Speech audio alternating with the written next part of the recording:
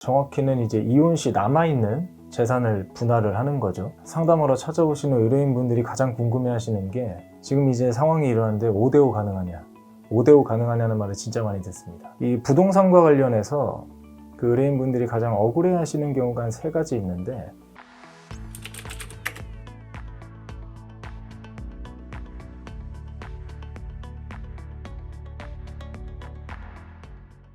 변호사님, 오늘은 이혼 소송에 있어서 재산 분할에 대해서 설명 좀 해줄 수 있으실까요? 재산 분할이요? 여타 다른 소송도 다 마찬가지겠지만 이혼 소송의 경우에는 다퉈야 할 게 굉장히 많죠. 무엇 하나 중요하지 않은 게 없는데, 이혼 여부 다퉈야 되고, 양육권 다퉈야 하고, 재산 분할, 그리고 위자료 다퉈야 하죠. 그럼 오늘은 재산 분할이 이제 실무상 어떻게 이루어지는지에 대해서 대략적인 가이드, 간단하게 설명을 드리겠습니다.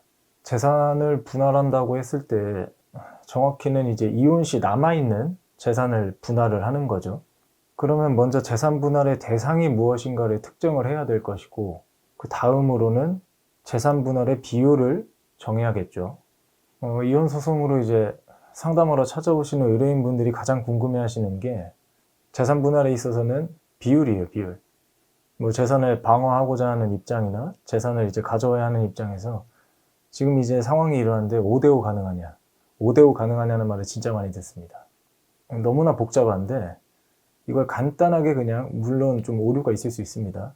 간단하게 실무상 재판부에서 어떻게 이 재산 분할을 처리하는지를 쉽게 설명을 드리면, 혼인기간이 한 1, 2년으로 짧지 않다면, 보통 5년 이상이라고 가정을 한다면 이 재산 분할 바구니에 지금 양쪽이 가지고 있는 모든 재산을 다 넣는다고 생각하시면 돼요. 그럼 누군가는 나의 특유 재산이라고 주장을 할 수도 있을 테고, 혹은 공동으로 형성한 재산이긴 하지만 나의 자본이 많이 들어갔다라고 주장할 수 있겠죠. 그런데 일단은 재산 분할 바구니에 전부 다 때려 넣고, 특유 재산이나 혹은 재산 형성 과정에서 자본이 많이 투하된 쪽에 기여도 비율을 많이 인정해주는 방식으로 그 재산 분할에 있어서 공평성 요건을 충족하려고 합니다. 그렇다 보니까 이제 인터넷에서 많이 떠도는 특유 재산은 재산 분할 대상이 아니다, 이런 것들은 실무상에서는 거의 해당되지 않는 사안이죠.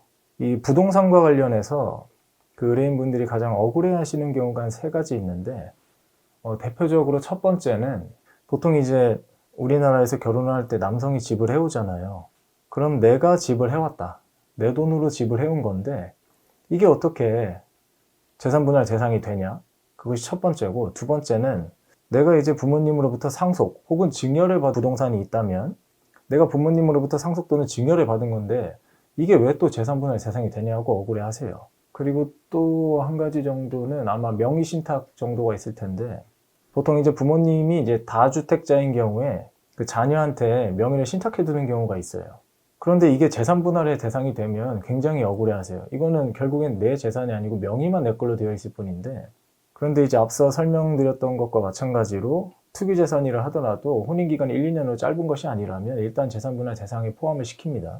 상속과 증여도 이것과 거의 동일하게 처리가 되는데요. 만약 내가 이혼 소송을 하기 한 1, 2년 전쯤에 부모님으로부터 상속이나 증여를 받은 부동산이라면 재산 분할 대상이 되지 않을 가능성이 농후하고, 한 10년 전에 내가 상속이나 증여를 받았다면 재산 분할 대상이 되겠죠.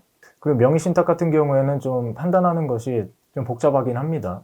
그 부동산의 구입 경위랑 세금을 어떻게 납부하고 있는지, 수익금은 어떻게 처리가 되고 있는지 등 다양하게 그 의뢰인의 입장을 대변해서 변호사가 주장을 하긴 하지만, 이거 역시도 받아들여지는 경우는 잘 없어요. 결국엔 재산 분할 대상이 돼버리는 건데, 그래서 이제 판결문에서는 이쪽 원고 측 변호인이 이렇게 주장을 하나 재산 분할 대상에 포함을 시키고, 대신 기여도에서 비율을 좀 더 유리하게 해주는 것으로 참작하겠다라고 이제 적시되어 있는 경우가 대부분인데, 사실 그 기여도에서 유리하게 해줬는지는 알 길이 없잖아요.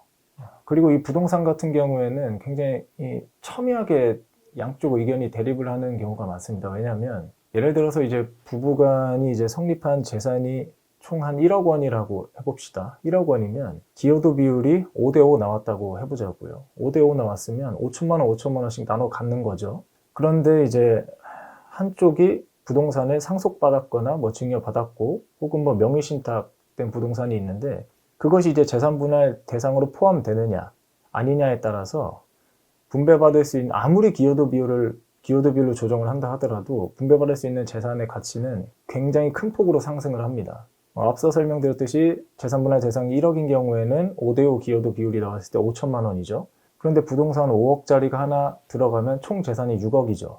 그러면 기여도 비율을 많이 인정해서 8대2 정도로 한다고 하더라도 6억의 20%면 1억 2천이죠.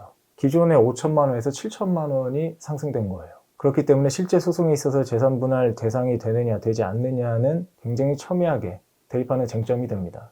다음으로 이 부동산의 이제 시가를 어느 시점을 기준으로 산정할 것인가 이것도 굉장히 중요한 부분인데요.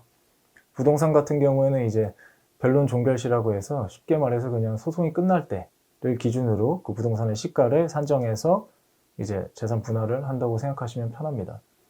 정확히는 이제 변론 종결시에 그 KB 시세를 통하는데 빌라나 토지 같은 경우에는 이제 KB 시세가 없죠. 그래서 그런 건 이제 감정을 통해서 시가를 산정합니다.